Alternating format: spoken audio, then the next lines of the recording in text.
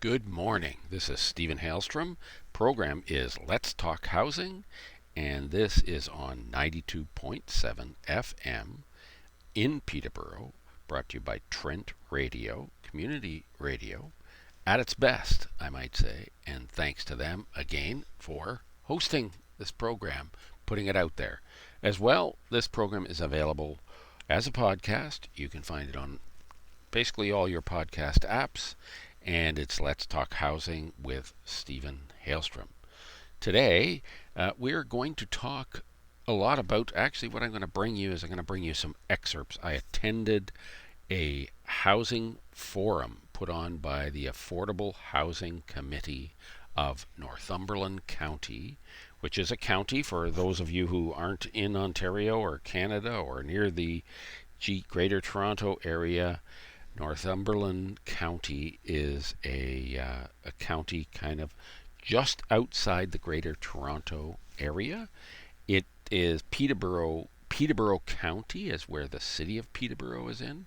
Northumberland County is right beside Peterborough County, and Northumberland suffers with, and is very much involved in housing problems, the same as Peterborough County.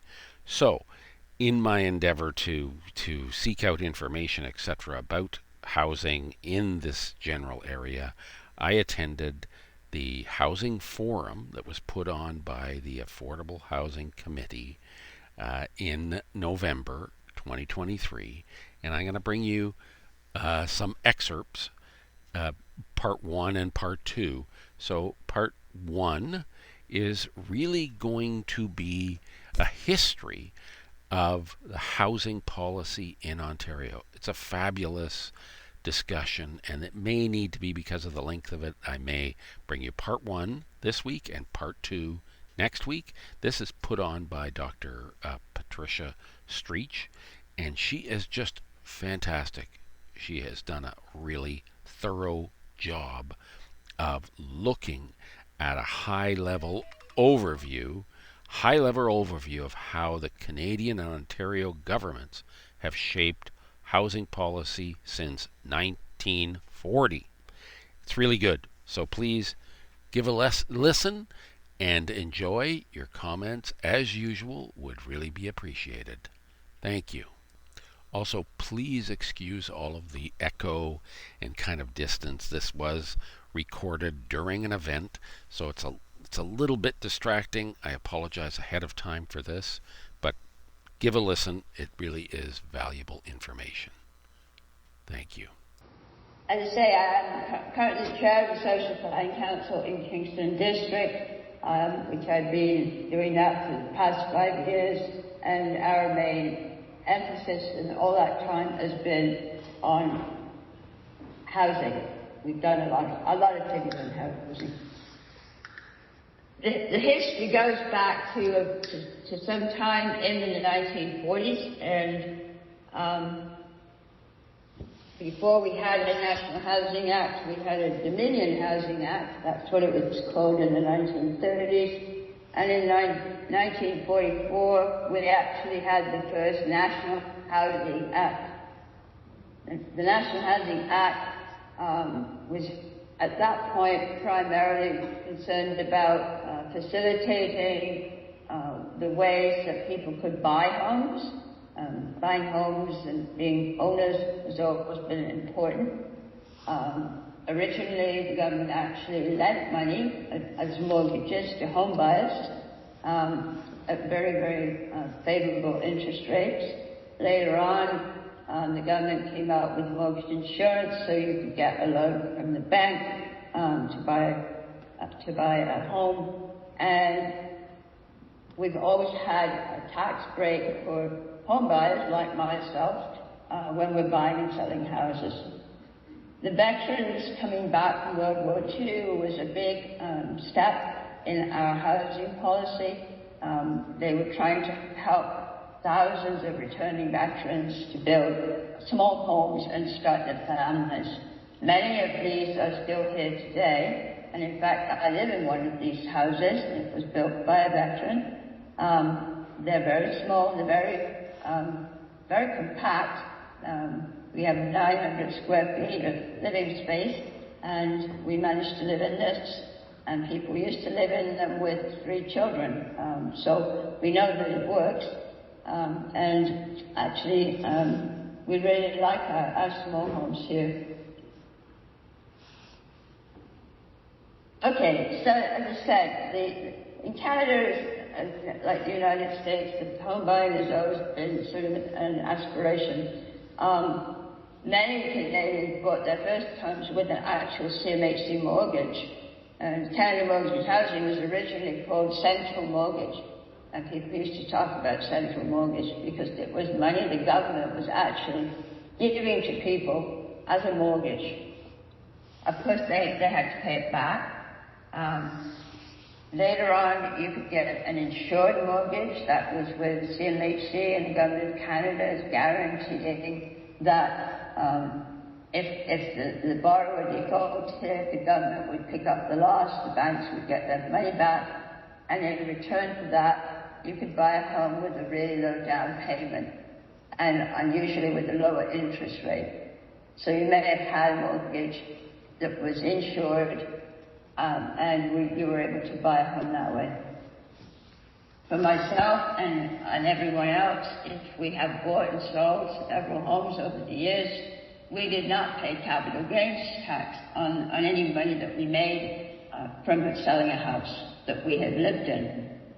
This is a large tax saving for most people. It's actually bigger than most of the housing subsidies we've had, because I've had, I think, 4 houses since I started buying houses a long time ago, and they were sold. I don't remember if I made any money, but I know that I wasn't paying any tax on money I made from those houses, and that was important because it gave people a chance to build up a bit of money to buy the next house, and so then you'd be able to get a bigger house if you wanted to.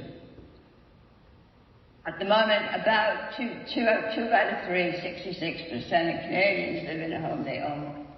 And that we've had higher rates than that sometimes. It's been closer to 70%. This is a high rate of home ownership in this country, and we have to keep that in mind when we say we have housing policies. Yes, we do, and we have some things that support opportunities for people to buy a home. At the same time, on the rental side, people have lots of housing problems. The National Housing Acts, which are the federal government acts, have been amended many times since 1944. There were big changes in 1954, and that was during the period when public housing was the vehicle that they used. That's how things were being dealt with at that time. So from the 40s right through to the 60s, the governments were funding a lot of low-income public housing and also these large urban renewal projects. That shifted over in the 70s and 80s when they introduced a non-profit cooperative housing program.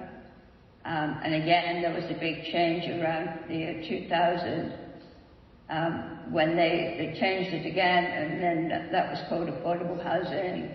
And now we have our new national housing strategy that was brought in 2017. It's hard for most people to remember what living conditions were like back in the 1940s and 50s.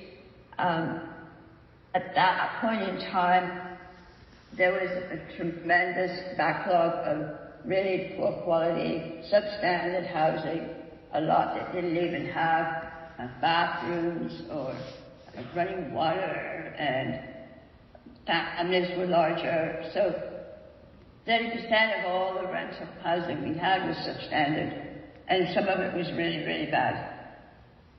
In the large cities, they had huge backlogs of what they used to call at that time. They were called slums because that's was the word that was being used. The city of Toronto initially, went to the federal government and said, we've got to do something about the deplorable living conditions in the inner city. And that resulted in the start of urban renewal, where they basically took down the old stuff. They built large public housing projects, and the rents in those were supposed to be something that a normal working family could afford with a quarter of their incomes. That's the concept at the time. So everybody that would move into public housing would be lowering the subsidized.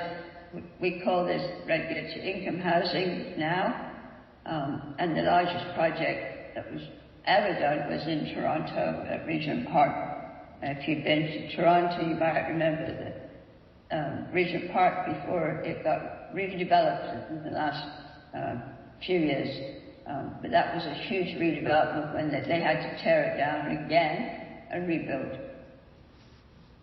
Towards the end of the 1960s, there was a lot of community pushback, I guess, about urban renewal.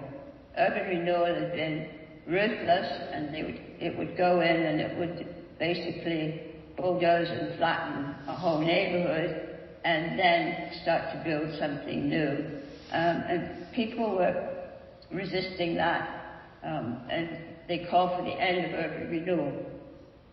Now, I know we didn't have big downtown urban renewal in Kingston, and you probably don't have it in your communities, but that in the cities, that was a big switch over when they stopped doing urban renewal, because that's how they got the land to build the next generation of units. So by the end of the 60s, we had about 250,000 units of public housing, and a lot of that is still there. And if you know how that works, if you meet the criteria, you apply for public housing, and you go on a wait list. And because there's not much turnover, those waiting times can be very long. In Kingston, for example, we have about 1,000 units of public housing, which is fully RGI housing, and there's a wait list of over 1,200 people, families, who are waiting for those. And some of them can wait 7 years or more.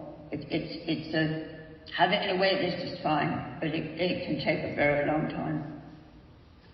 So to say, people said we don't want any more of this big, high-density, low-income housing, and there was a complete rewrite of the National Housing Act.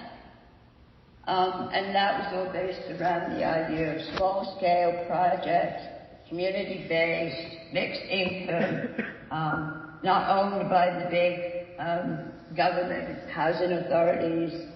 And so we started to see a lot of non-profit groups coming together and people that wanted to develop cooperative housing. And the large majority of all that was small projects. Some were quite small. Some had, 40 or 50 rental units. They weren't the massive, thousands and thousands of units.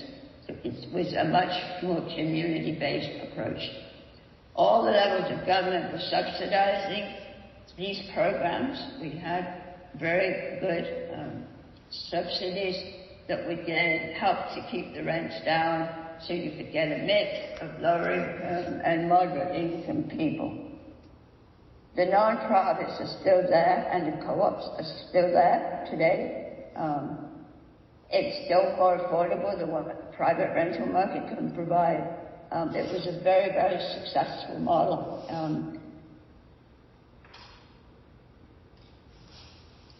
A lot of good groups that were involved with the non-profits in particular were churches.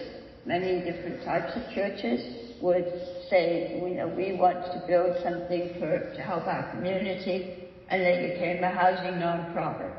Those projects are still there. Others were groups like Kiwanis or Kinman, all kinds of charitable groups, community groups, all they had to do, I say all they had to do, we know how hard it is, but they had to create a little nonprofit, and then they could build a small-scale mixed housing.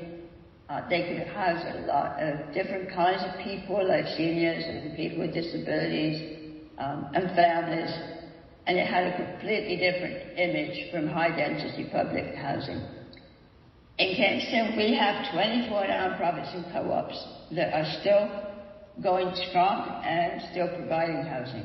So just to bring this down to a small scale here. This was a report that we had 2 summer students in 2021, and they contacted all of the nonprofits and co-ops in Kingston and put together a story about what that group did, about the housing they provided, and anyone that's interested can see a copy of this on our Social Planning Council website. It was a beautiful report.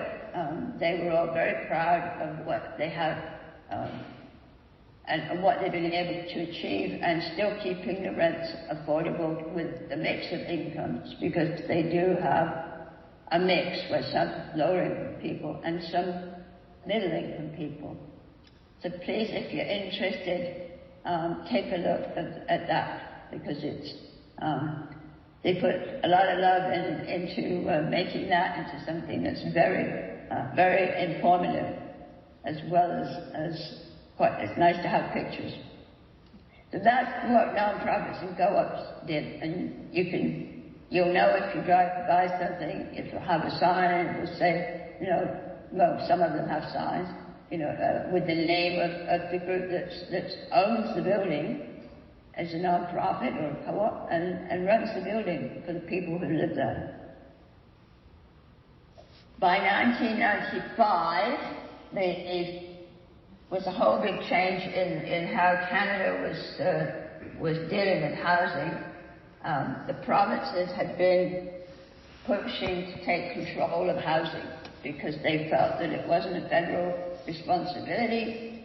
They wanted to do their own housing policy, and the upshot of all of that was that they divested a lot of the responsibility down to a provincial level.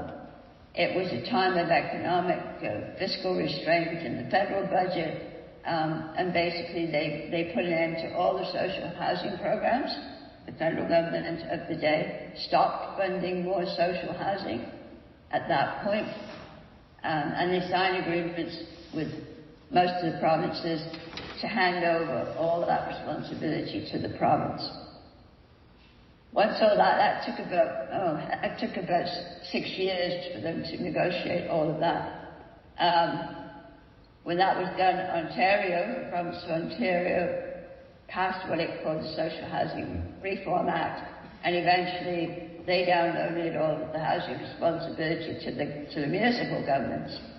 So are you beginning to see a pattern here where people are handing over responsibility to somebody else, and then they hand over the responsibility to someone else? That's what's been going on. Unfortunately, through that process, there was no new funding to build more social housing. Although the existing non-profits are still there, we couldn't add more of it. Okay, so then back sometime in the early 2000s, they introduced this new thing that was called affordable market rents. The federal government went back to supporting the private market. There was some very limited grants to help reduce the rents, so it would be slightly under the average market rent. And these were rents that were too high for people on waiting lists for the social housing, but they were producing affordable housing. In around 2000, there was increasing concern about homelessness. This is when people were seeing suddenly large increases in homeless people, especially in the large cities. the city said we can't deal with this, and then of course they went back to the federal government and said, you know, this is a national crisis. They called it a national crisis. That meant the federal government should do something about it. And so it was in 2001, I think, we had the first National Homelessness Initiative. That's how long people have been trying to deal with homelessness in the large cities. All of that continued, and they continued to deliver these things they called affordable market rents, which was something like 80% of the market rent was supposed to be affordable. By around 2016, the city said, we have a crisis, you know, something has to be done about housing, and they, of course, went to Ottawa and said, you know, you have to do something. And so the upshot of that was we have a new national housing strategy that was released in 2017. That was a really landmark event because it meant that the federal government is getting back into housing again.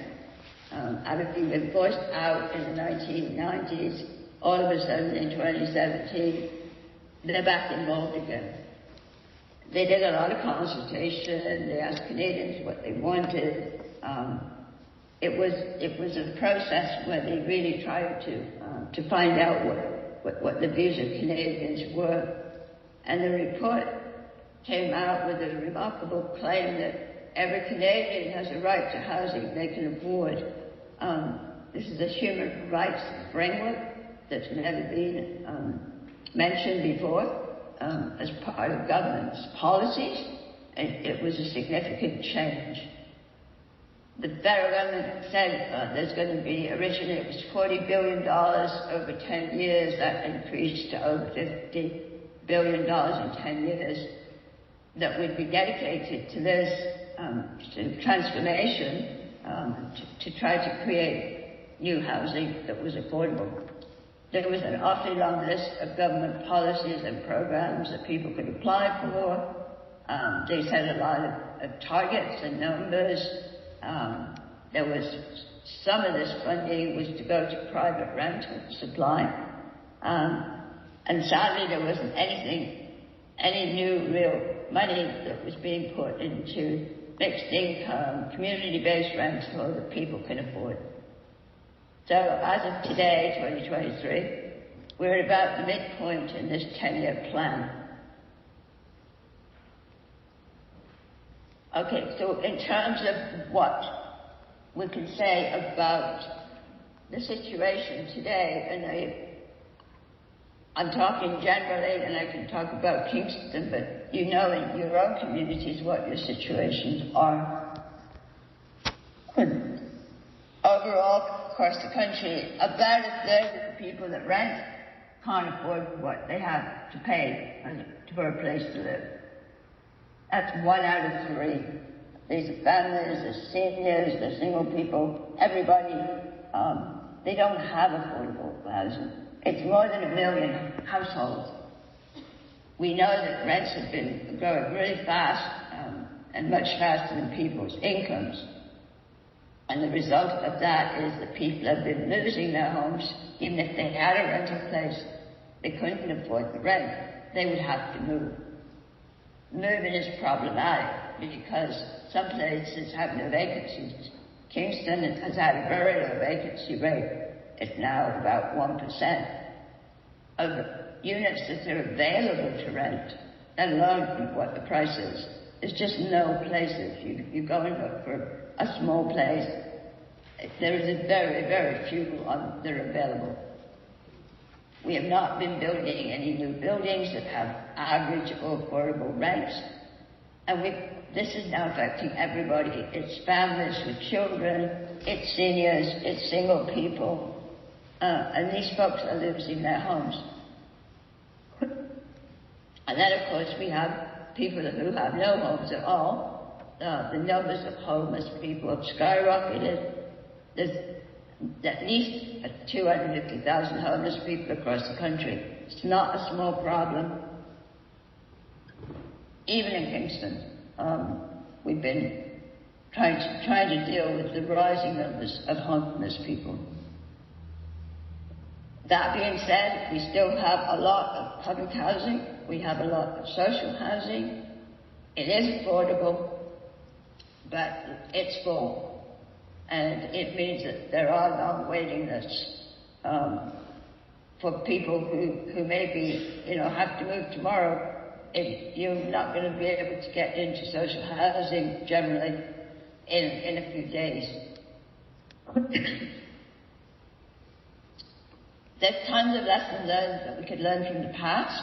I'm a very positive person. I know we can do this, and I know we have a good model of how we can do this. So it's not like this is a problem that we can't solve. But just setting goals and actually money doesn't actually make the housing affordable. You've got to have some way of subsidizing is the wrong word, because you're investing actually in some good social assets in your community. You're creating affordable rents that can be there for decades. When you develop a property or a rental property, it's going to be there for decades. So you have to think of it as an investment in the community. The rents that are rising, affecting people's incomes is one thing that we hear about. We haven't heard quite so much about how this is hitting retired people on low pensions. They may have worked all their lives and have a small pension, and they will have other pension income, like the OAS and GIS, and that's great. Excuse me, but they're not, those pensions, some of them are indexed to the cost of living and some aren't, but they're very, very small, and they're not increasing at 5% a year or 10% a year. So for a retired person on a pension, they're not going to be able to handle a rent increase that's going to be 10%. They just don't have the money. We haven't been hearing as much as we should about that particular problem. The other problem we're having at the moment is the people who are being forced to move. And if they do that, it means a large increase in rent, because the rent controls we have in Ontario are not really rent controls. Yes, they do limit the rent increase if you stay where you are. If you're a tenant and you just don't move, there's a limit on how much your rent can go up. So we do have regulations about that. But if someone moves out and the landlord can then advertise that unit, they can increase the rent as much as they want. There is no limit on that. And generally speaking, they want to increase rents because the costs of everything are going up. They've got rising costs for all the utilities and repairs and taxes. So obviously they're going to want to charge a higher rent. So a new tenant moving in is going to pay a much higher rent. In a place like Kingston, we have a huge student population. You probably realize that Queen's University itself has 25,000 students. We also have RMC, Royal Military College, which is a teaching campus, and we also have a community, St. Lawrence, which is another post-secondary institution. All of that together, you've got 30,000 people who are coming here to go to school. They face horrendous rents when they come here, and sometimes they have to live in very overcrowded conditions. The problem is that there's so many of them that is taking up a lot of the housing stock that we have in Kingston. And it's not just in Kingston, the small places have that problem as well. Whoops. I don't know what I just did here, people.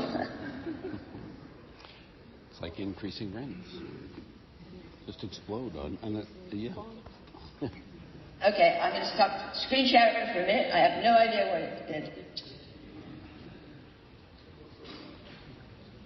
I will try and get back into this and see if it's still going to work for me. That was exciting.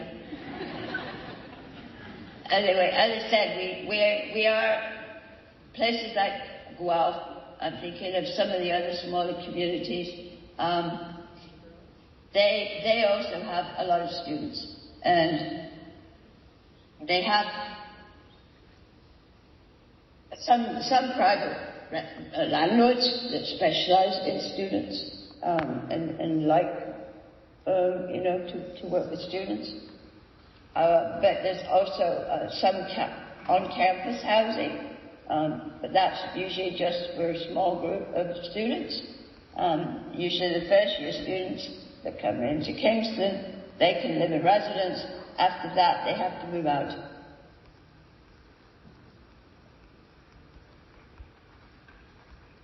The impact of the students is a big problem. You don't have any. I don't think you have any large post-secondary institutions, but they do tend to drive the rents up faster, if I can put it that way. We've been having lots of problems with homelessness, and as you say, and lots of people who are losing their homes. We sponsored a special study over the last year. We just completed it. We released a report in November, which it was called Tenant Displacement. It's not just about eviction, where people get an eviction notice. It's where people are basically forced out of their housing. And we're actually having a webinar on Friday this week to present the results of some of that back to the community. What the project involved was actually talking to people that had lived through that experience, and that means that they had a place to live. They were managing, they could afford it, but then something happened, and they were forced to move. And once that happened, they found out that there was very little other available rental places that they could afford. But they had previously been able to find something where they were paying their rents, they were managing, and suddenly there was a change in who owned the building, or it may have been that the landlord was trying to do a lot of renovations, and so the people needed to move out. There's various scenarios that people described to us. And it was interesting and very troubling that some of these were people that had children, and they were now trying to find some place to live with children. There were people that had disabilities that needed some kind of something done to their bathrooms, or something to make it possible for them to stay in the rental unit. It was people, seniors that were on low pensions, who had somehow, been caught up in the middle of all this. Everybody who had a place to live before was suddenly faced with the prospect of it. We don't even think, you wouldn't think of these are not your stereotypical homeless people. These are people, and some of them are working and or have some kind of income. It's not that they don't have to do that, but there's just no place to live.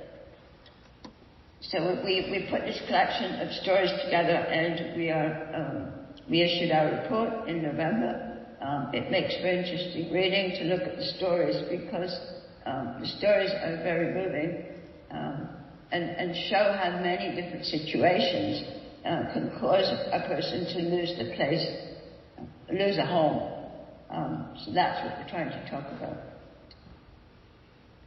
That report is also on our website. I've got the link to all that, and I'm sure Don will circulate this. Please do feel free to look at any of the material we have and contact us if there's something else that you might be interested in. Our role at the Social Planning Council is to work with the community, and we're all volunteers. Occasionally we have some grants where we can hire students, things like that. But we are all committed to improving the conditions for everybody in our community. And I think it's helpful if you can see how other communities are going about this. I know our situation is very different. Kingston, Frontenac is different from other places too. But you sometimes you can have a helpful suggestion that had been tried somewhere else, and then think, okay, we can that would help us. Let's see whether we can do something like that. So that was what I was going to say. I know that's covered in a lot of history, but the history is important because you know now that we already have been providing affordable housing for decades. We know how to do it. It's not a mystery. And yeah, we have a problem. We haven't got enough housing that's affordable for people. So I'm going to stop there and hope that Dawn is going to put some questions. Take the questions there, Patricia, for you. Okay, so the question I see says, you mentioned the impact of protest against urban renewal. How does this compare to today's NIMBY challenges? Okay, that's an interesting question. I would say that they're completely different because urban renewal was in Canada and the U.S. Well, the U.S. is a bit different. I'll take that back. Urban renewal involved bulldozing a lot of really terrible housing in the inner cities. Generally, there weren't any high-income people living in the downtown Toronto area because they had nice homes on the outskirts of town.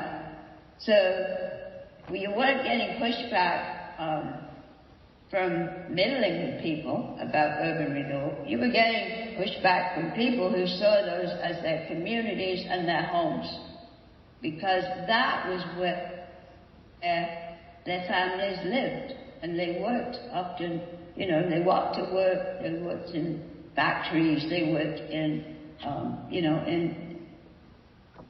they were neighborhoods, and so it was the low-income people themselves that were involved in a lot of these protests, that they didn't want to just see their communities bulldozed.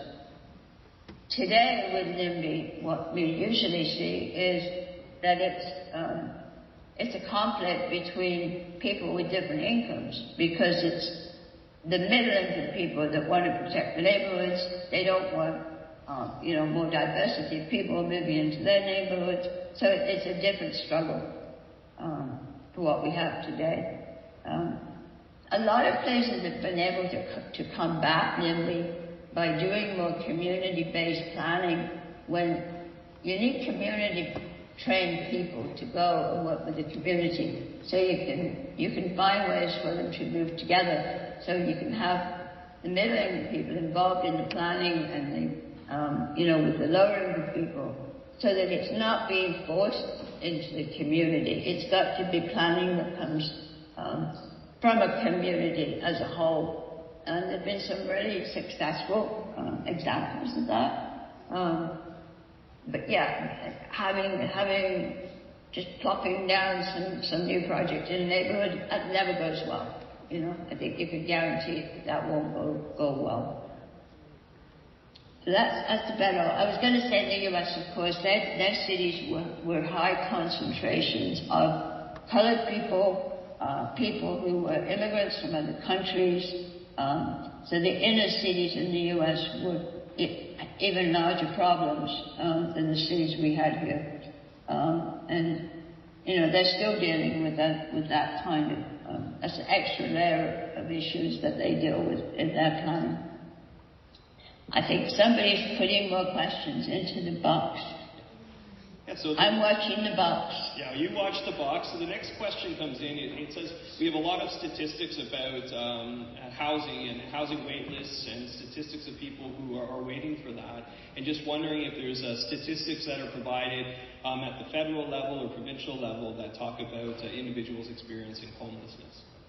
Okay, interesting question. There are some statistics.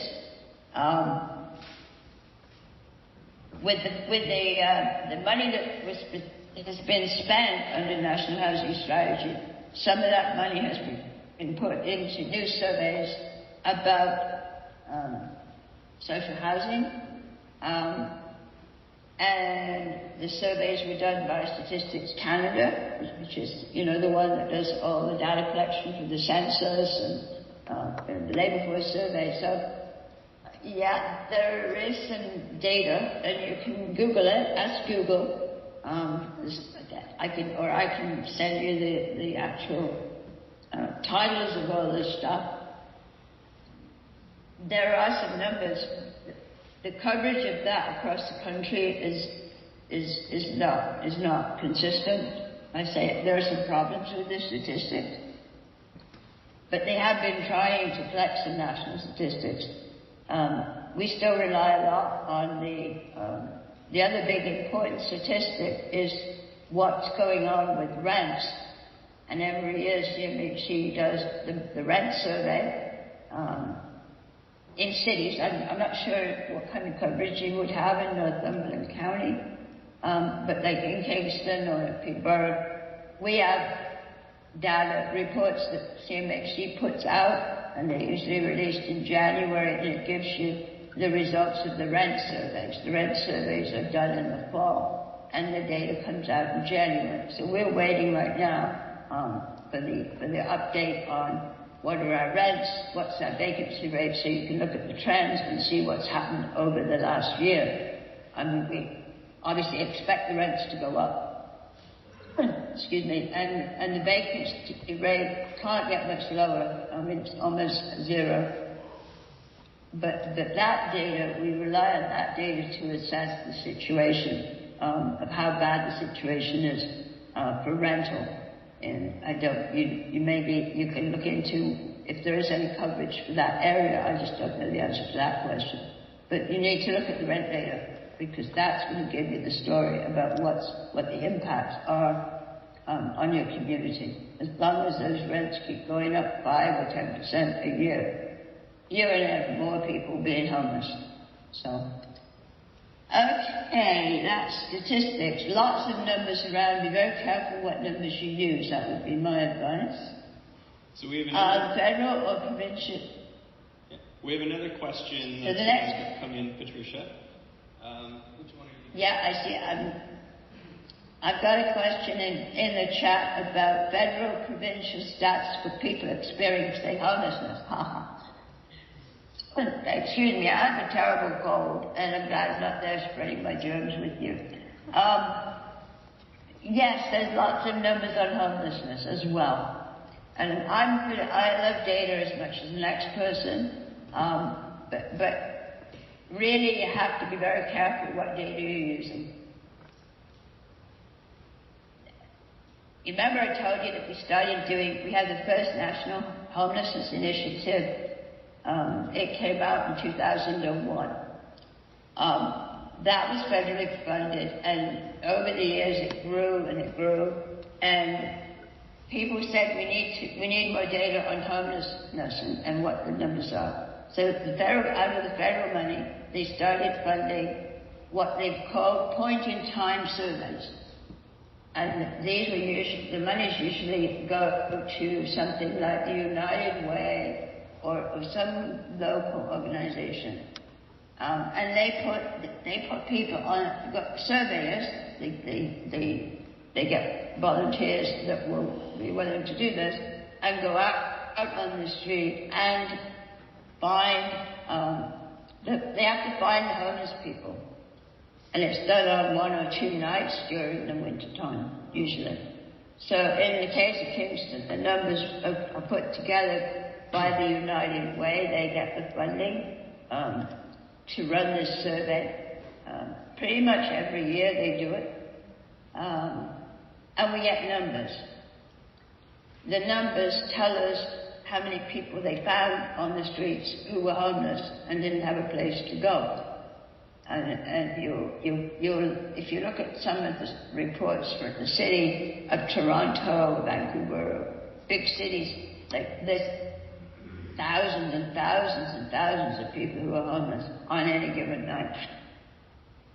The numbers that we usually get from that are very small. So if I was to rely on this homelessness count for one night, on one night of the year, I would think we don't have a problem for homelessness in Kingston. So, yes, there's numbers, but yeah, be very careful what you're going to rely on for those numbers. The impact of foreign investors in the housing market. Okay, that's an interesting question. I would make that a bigger question. What's the impact of investors in the housing market? Because the problems that we have now are just not about foreign investors, but they're Canadian investment companies who are growing by leaps and bounds, and basically they're investing in rental because it's a very profitable form of investment. So you've probably heard about the REITs, the apartment REITs, and how they're buying up older rental and massively increasing the rents in those buildings. There are some studies on this. If I could send some references for you, if anyone's interested, or you can contact me directly. I've been doing some work on apartment REITs and the impact of those in Kingston, because some of these large firms have moved into the Kingston market. A couple of the large ones, and they've been buying up buildings like crazy. Sometimes they do improvements in the buildings, but always their goal is to increase rents very, very substantially, and that produces a higher return to the investors, which is why they're doing this at all.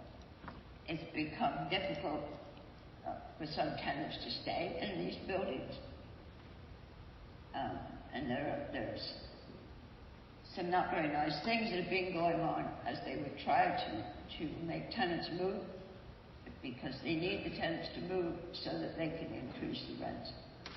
So the REIT impact, it has not reached its crescendo as yet. It's still climbing across the country. So I'll make a note of that. We did a webinar actually on. We had some people talk about REITs back in, I think that was the spring last year. I'll send some stuff to Dawn on this. I can send you a slide deck, actually. I put together a slide deck on that one as well. The investors will only stay in this if it's profitable. You know that. And it is highly profitable. Rental housing is highly profitable. Especially if you don't spend too much money on fixing it and you keep putting up the rents. And so as long as we have all these tax breaks in the tax system for people who invest in rental, those are big tax breaks. It's money that the government doesn't have as revenue. But the effect of all that is, to have a lot of speculative investment. That's my opinion on this. In my opinion, would I agree over decades there's been a change in society regarding the common good and one's responsibility to be involved in creating a society that focuses on, it's a long question. So going back. Changes in Canadian society regarding the common good. I'm not sure that that's happening. I'm not sure how we would know if that was happening. There seems to be more emphasis now on individualism, but at the same time, I still see a lot of very committed and dedicated volunteers and people working in the voluntary sector, people who, are concerned about the conditions for everybody. This social justice side of things is still very, very strong, and it's still strong in Kingston. I'm not sure in Northumberland, but without the way that the community responded, during the pandemic when we were having this horrible growth in homeless people were living outside, there's still a huge number of people who are committed to try and help those people and to change those conditions. So for me, I don't know how I would weigh that up. I think that we want everybody to have opportunities. And we come at that from the social justice point of view. The Social Planning Council in Kingston, most social planning councils, concerned about the quality of life for everybody in the community. Okay. You guys have lots of interesting questions. Without 3 levels of government, yes. The question is about the governments fighting with each other. There's a long history of the conflicts between the federal government, the provincial governments, the municipalities. Has it ever resulted in anything positive? I'm not sure about that. I mean, all I see when I look at the pattern of the history myself, having been in the thick of some of that, when the federal government stepped out of the housing in the 1990s, it was very much, let's see what they like it. They've been lobbying for a long time. The provinces keep lobbying. They want to be in charge. They want to be in control. It's their jurisdiction, and they had some constitutional grounds for that, that housing wasn't a federal responsibility in our constitution. So they had something on their side. And it was some of the provinces that were leading the charge on that. In particular, at that time, it was Alberta and Quebec that were very, very committed. They wanted to take over and get the federal government out of housing. And the other provinces, some were neutral on it. They didn't care. Some said, no, we want the federal government to stay. So they didn't all agree. So it's some of the provinces that tend to lead the charge, so to speak. And then there was the issue about the division of responsibilities between the province and the municipality. Generally speaking, the provinces, including our province, they don't like the federal government dealing with the cities directly, because, as they point out, the municipalities are under provincial jurisdiction. Right? However, every time there's a big problem, like homelessness, the province sort of washes its hands of it and say, well, that's a big responsibility. The federal government should do something about it. So the cities end up going to Ottawa to lobby the federal government because the province has told them to get lost. And so once again, you start to get this relationship between the federal government and the municipalities. And that's what's going on right now. I'm sure you saw an announcement last week with Chris Jeffrey, was announcing special money for the city of Toronto to create more affordable housing in the city. Now, yesterday we had the statements on the fiscal situation and, and a commitment for, another $10 billion into housing. There's a constant discussions about, how much money everybody's going to get, because the federal government will give certain amounts to certain provinces, and sometimes there's strings attached to that they may not like. And sometimes the money goes directly to the cities, which provinces hate it when they do that. It's fascinating. For me anyway, I was born in Britain, so we only had one government, so it was easy to decide who we were going to criticize. We always blamed the government in London. But in this country, it's pretty hard to figure out who you're going to blame, you need to be a constitutional lawyer to figure out who to blame. If it's health, well, I could blame the province, but if it's, higher education, used to be more federal, but now a lot of that's going to the province as well. And then at the city level, the city keeps saying, well, we don't have jurisdiction because that's a provincial jurisdiction. So, we can't blame the cities because they don't have the authority because it's determined provincially. I find all this very fascinating, but at the end of the day, the housing is going to get built in the communities. It's not going to get built, at a provincial or federal level. It's the community that you need to look at. So you figure out how can I get some help from the federal government, how can I get some help from the province, and then you could go to city council and you get some money from them. So that's how you have to work with those other levels. They do tend to like fighting amongst themselves, so that's very Canadian. Hi, and that was Patricia Stretch. She's from Kingston, as you hear in the interview. She has been active for many years in the affordable housing world.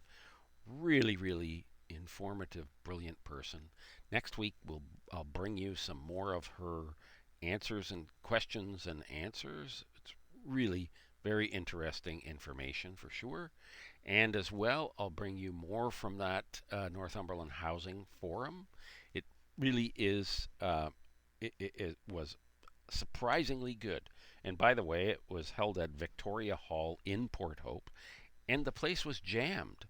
And it was really, really heartening to see all of the people who were participating and were interested, both from governments, from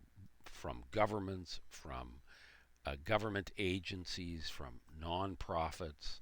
The mayor of Port Hope was there. People from the Northumberland County government were there. A number of not-for-profits, part of the rest of